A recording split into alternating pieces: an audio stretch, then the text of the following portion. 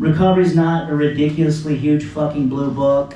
Recovery is not the drug rehab that you're living in. Recovery is not a god. Recovery is not the fucking steps. Recovery is not your sponsor. Recovery is a conversation. It's a rigorously honest conversation between two sober drug addicts. So, are you sober right now?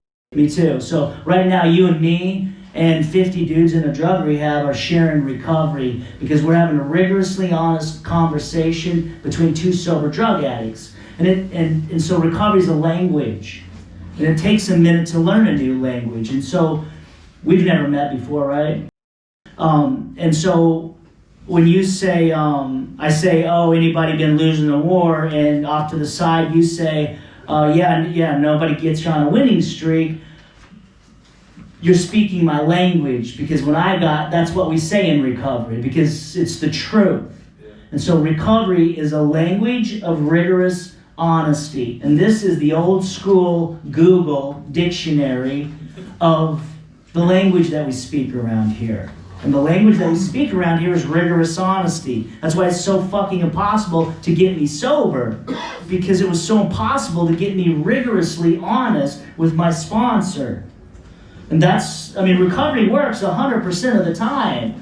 Alcoholics and drug addicts have been standing up out of the gutter since 1939 when this book came out, putting kick-ass sober lives together. You've been at it for 10 years trying to get sober. I went at it for 5 years trying to get sober. But you know the language. The most important thing that you can do to change your life right now is get a sponsor and do everything the man tells you to do. What's a sponsor? A sponsor is a hardcore loser who's sober and winning in every area of his life.